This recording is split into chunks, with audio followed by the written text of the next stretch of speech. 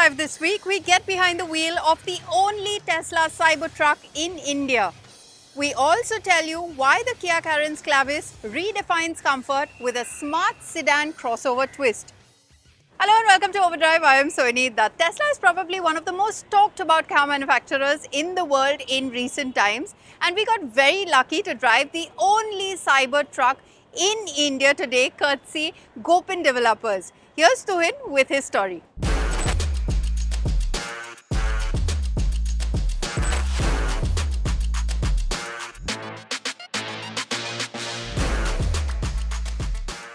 You have cars and then you have something like the Tesla Cybertruck. Everyone seems to have an opinion on it, and it's perfectly understandable why. I mean, just look at it. And since you might be able to get your hands on one in India soon enough, we thought we'd take a closer look at it.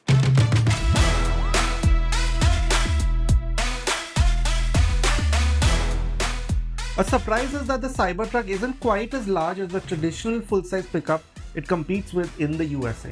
But in the Indian context, this thing is absolutely massive, large enough to take up nearly an entire lane on our roads. It overshadows something like an X7 easily. It's quite a sight, but stainless steel is not an easy material to work with on a large scale, and it shows with the uneven panels and gaps, as well as with the sharp edges to the bodywork. This has been covered for with how Tesla seems to have gone out of its way to not make the Cybertruck look like a car. You don't have door handles, just a button that pops the door open and makes you leave smudges on the steel, and the lighting is discreetly hidden. Like I said, I'll let you make your own opinions on what you think of how the Cybertruck looks like, but the whole car is filled with all these interesting facts and numbers that you haven't exactly seen in any car before this. For example, this wiper, it's absolutely massive. It's the largest one that's been ever fitted to a car. And this body, it's made out of stainless steel that's been formed by air, and it's 1.8 mm thick, which Tesla says can even stop a bullet in some conditions. And you also have a frunk, which is quite usable. As you can see, I've fitted a slimish kind of trolley here and a duffel bag. The 20-inch Cyber wheels, as they are called, don't look as large as they are, but the ridges for the aero cover on them and the chunky tread complement the Cybertruck's sense. They seem as India-ready as a Cybertruck's ground clearance, which can range from 201 to 406 mm, depending on the ride height setting you choose for the air suspension. But really, this is the draw of the Cybertruck, having a wild machine that is still as practical as a regular pickup. And the numbers at least point to that. For example, I can put stuff right in. It's a 6-foot long bed, so all kinds of things that you might want to fit in will go in here. And the payload is 1.1 tons, so you can carry as much or even more than a D-Max, for example. Having said that, Tesla also says this tonneau cover, you can stand on it. I'm not going to try it because this is someone's very precious car. Like other EVs, the Cybertruck is based on a skateboard architecture and isn't a body-on-frame construction like the toughest pickups you can find. Powering it is a 123 kWh lithium-ion battery pack that is good for nearly 500 km of range in this top-spec tri-motor Cyber Beast version. The Cybertruck can charge at up to 325 kW via the Tesla supercharging network, while the AC home charging speed is 11.5 kW. Now, this Cybertruck welded on badge may be as wild and wacky as the rest of the truck is from the outside. Once inside, you'll be surprised at how minimal this place feels. In most other cars, the screen still largely feels like a luxury feature.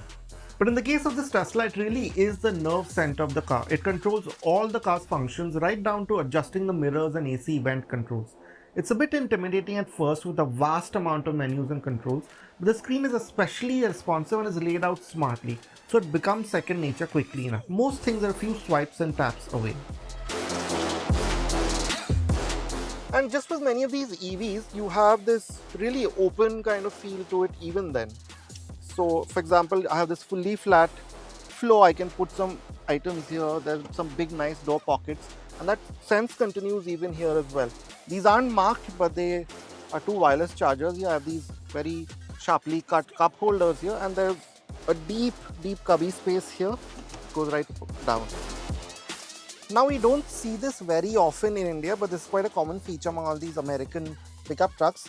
You can literally use all the space as a storage compartment, but obviously you won't be doing that very often. So how is the Cybertruck like as a luxury car, since if it does come to India, many of us will probably use it as one. So yeah, with that 3.6 meter wheelbase, slightly over that, there is a lot of space in the cabin still, even though you have that huge bed at the back. And as you can see, I have a lot of space to just stretch out, put my feet, my knees have a lot of room. With this being an EV, I have that fully flat floor working for me as always. And yeah, like with many of these pickups, this rear bench is a bit too upright. I haven't found a way to sort of recline it. So yeah, you will be sitting a bit upright. And headroom is slightly tight, I must say, for such a large car. Now, of course, this huge glass pane does help with creating a sense of space, even though these windows are a bit tiny. Now, of course, another highlight here is this 9.4-inch screen. You can control a lot of the entertainment functions. Of course, you have the climate control at first. You have these directional air vents, which help you control it. You can also control the seat heating for these seats. You have Netflix, YouTube, and so on to watch.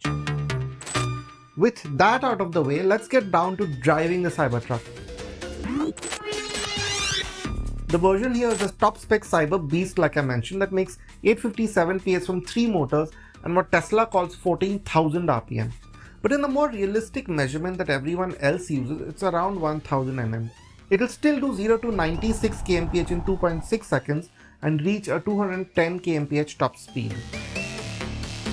Now, we have a brief amount of time with the Cybertruck, but it's been enough to tell you that this is quite a different experience from anything we've seen before. Yes, to an extent it drives like an EV, but to start with, just look at this view out. It feels like you're sitting in someone's balcony. This massive windscreen that's flowing down the dash is about 2 or 3 feet in front of me, this huge quarter glass. You never see these things in cars, in any kind of car, EV or otherwise. Now we're driving it in what you might call its chillest mode. And it's as easy as any other EV that you might be driving. I must say that the way it shifts from regen to drive to coasting, it doesn't feel like it can do 0 to 100 in 2.6 seconds, but of course you've seen all the videos, you know how it does it. You can play with the Cybertruck's drive modes quite a bit. There is a chill and standard power mode along with 2 modes for the suspension, one that focuses on ride, the other on handling. You can also choose the ride height for these settings. Finally, there's the Beast mode that fully unleashes all of the performance. Further, there are 3 off-road modes where you can raise the truck further. These are slippery, overland that covers sand, gravel and snow, and a wade mode. Now another thing that will take you aback when you first drive the Cybertruck is the steer-by-wire steering. Because it's unlike anything that you've, again, experienced in any other car. It's very quick. It doesn't feel too artificial, which is quite weird considering there's no direct connection between the wheel and the road. But it just makes the car feel so much smaller around. Yes, the rear wheel steer also helps. But I think it's more to do with this. As you can see, very little input and I'm into the other lane. Same back. It's almost like playing a video game. The Tesla Cybertruck could be priced around rupees 1 crore in India, with the Cyber Beast version inching closer to 1.5 crores. For that money, there's nothing that draws as much attention or feels as futuristic. Yes, we would have liked it to be better made overall and a bit more space in the back would have been nice, but you still get a competent EV with a comfortable cabin with that massive bed. But clearly the Cybertruck isn't something you make sense of, just savor the spotlight.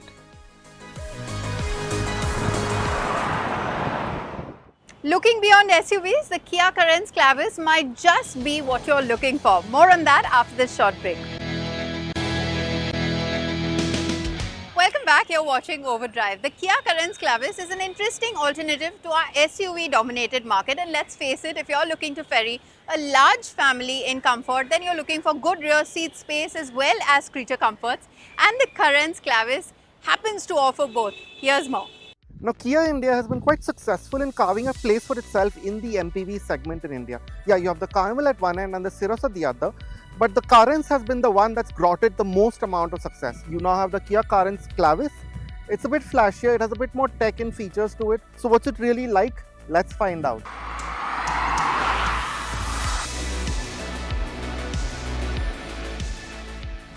Now, naturally, the rear seat is where most of you will spend a lot of time if you are looking at the Kia Carens Clavis. And to start with, it's very familiar to what the Carens was like, but again, there have been some improvements like in the rest of the car. The one thing that I feel is the biggest improvement or the most useful is that you now have this boss mode kind of function, so I can free up a lot of space, as you can see, very easily. This was always a very spacious car. Remember, this has a 20mm longer wheelbase than even the Alcazar and has about a 170mm longer wheelbase than the Seltos. So this is a spacious car in every sense. Now, a lot of things again have been carried over from the last version. For example, these shades, they always help. And I still have that blower here for the second row vents. Now the seats themselves haven't changed all that much. So I have a lot of back support. As you can see, I'm reclined to a pretty nice angle. I can recline further still, so all that is good. But I do wish it had a bit more thigh support. I'm supported on my sides, and as you can see, even with the panoramic sunroof, I have a decent amount of headroom. The 7-seater bench option has similar legroom, but in some other aspects it betters the captain seats. You have better thigh support here and the space is wide enough to seat 3 relatively easily. In lesser variants, you have most of the creature comfort still intact, and versions without the sunroof give you a few inches more headroom. The Kia Carens Clavis gets quite a few more features than before. Here's a look at what you get with the HTX Plus and the HTK Plus variants we drove. Safety is better taken care of now with ADAS now becoming available on top trims. Now with the pre-facelift Carens, one of the things that we didn't quite like was that the dash design was quite different from say other Kia cars, but that's not the case anymore with the Clavis, because as you can see, it's now been brought in line with what the rest of the Kia range offers. So for example, you have this fabric section here which looks quite nice and premium. It has a soft kind of feeling to it, denim-like feeling to it, which is very similar to what we've seen on cars like the Carnival and even the EV9 to an extent. So that's good. Same with these more compact, slightly streamlined air vents. That's very nice as well. It obviously functions with that typical heft that you expect in these Kia offerings. And then you also have this panel here. Now you've seen this in many cars, the EV6 in particular, where you can swap and use them on the...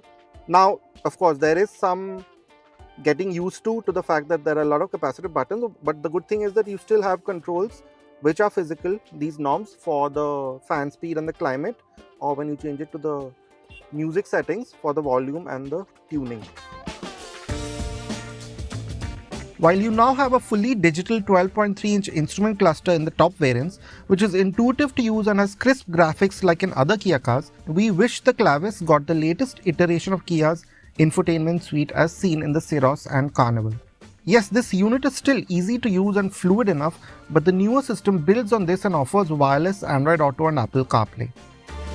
Now, some other minor changes that have been made in the front of the Clavis is that the seats, or at least the seat cover, is new. But what hasn't changed is that great practicality that was always in the Carens. So you still have this kind of open feel, the windows are so large, you have this nice sweeping dash in front of you, and this open kind of center console and the door bin. So all of that remains. So what you do have now is of course a wireless charger here, which is great by itself. It's placed conveniently. You can put a big large phone here, as you can see. So that's good. And you also have that massive amount of storage that was always a positive. So these cup holders have that AC kind of vent cooling system to it. Now that you have a parking brake, that's freed up a little bit more space here, and this very deep central cubby.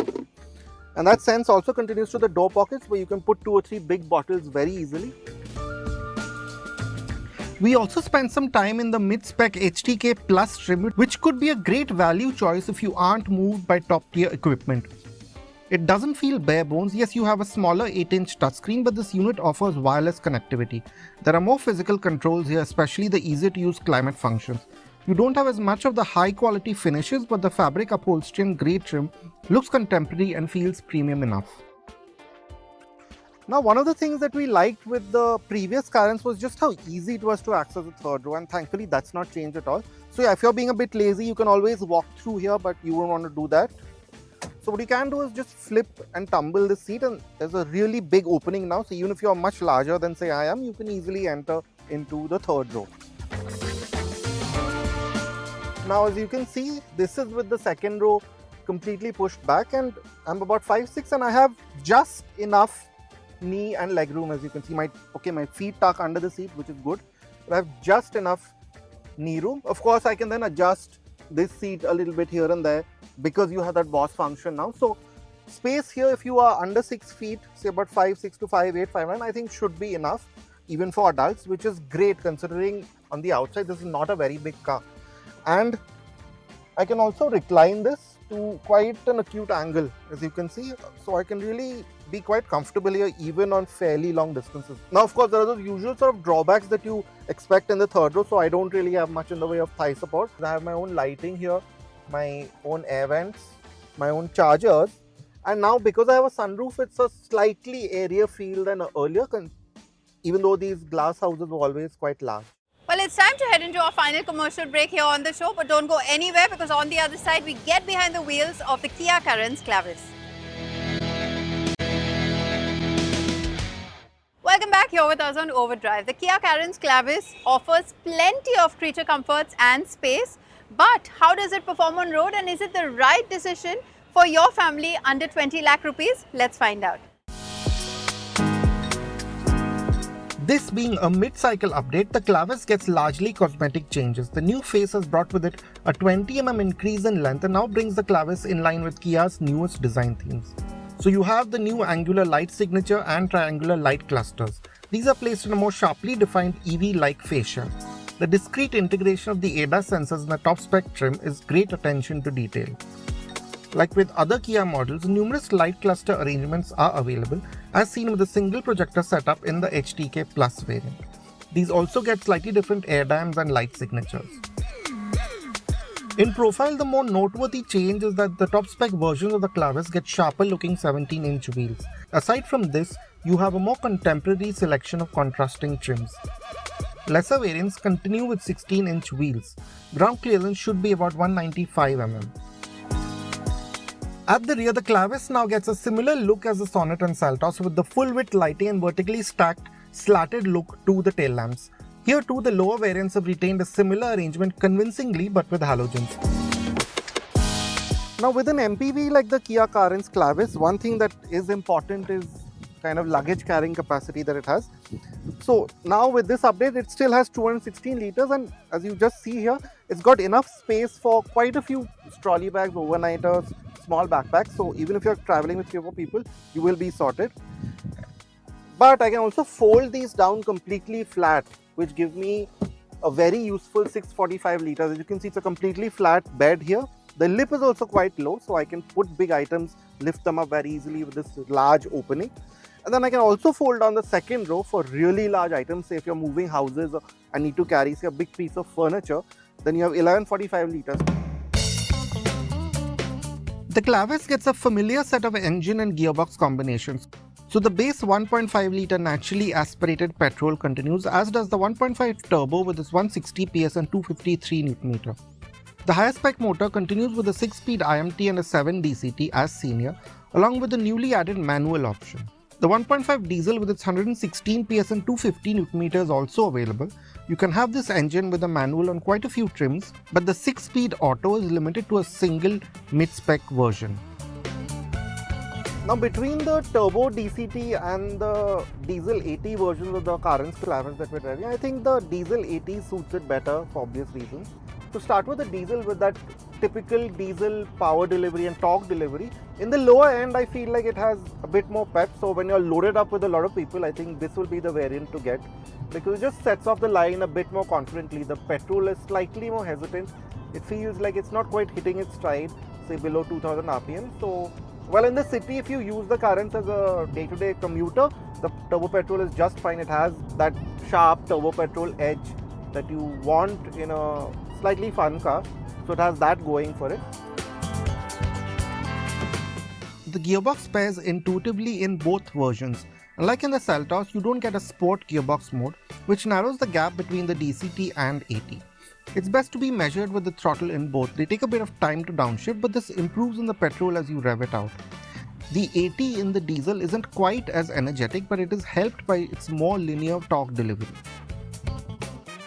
So if you are doing long distance trips, then that helps as well. As for the turbo petrol, when you start driving a bit faster with a bit more enthusiasm, that's when you start to sort of benefit from it, where you notice that you have a bit more performance as you keep revving out the engine. You have more revs to play with. With the heavier nose and skinnier 16-inch wheels, the diesel isn't quite as composed as the turbo around bends. You have to be more conscious of your speed since movements here are a touch less steady. The engine too needs a bit more time to react, which makes for a less fluid experience. So it does feel like it's a bit better connected to the road, especially this turbo DCT version, which has been tuned a bit more to focus on the driver, I feel. So what you do feel is that on a winding set of road, it manages its weight a little bit better. Its body movements are predictable. It feels very car-like, even though this is an MPV and it is the heaviest iteration of this family of cars from Hyundai and Kia. It feels very much like a car in terms of how the Seltos feels. And it has that little bit of driver engagement the Seltos also offers. So all of that is there. So you have a pretty good idea what the car is doing. If you point it in a direction, it will go there. Like I mentioned, it takes corners quite confidently. So you can maintain high speeds around corners. It doesn't matter in an MPV. But the general sense is that you feel comfortable. The Kia Clavis should be priced between Rs 11 lakh to Rs 21 lakh ex-showroom. It may not still have the top-tier tech of the Seltos, but makes up for it with a fairly competent list of features. The petrol version is a great family car for every situation, while the diesel ticks most of the boxes you might want to check with the car you will spend long distances in. As before, the great practicality and space that is difficult to find in this footprint and price range will be the main reason you will be drawn to the Clavis. Well, it's time to wrap up this week's edition of Overdrive. But remember, you can stay in touch with the team through our various social media platforms, and you can write to us on YouTube as well. We'll see you next week. Until then, goodbye. Many thanks for watching. Drive and ride safe.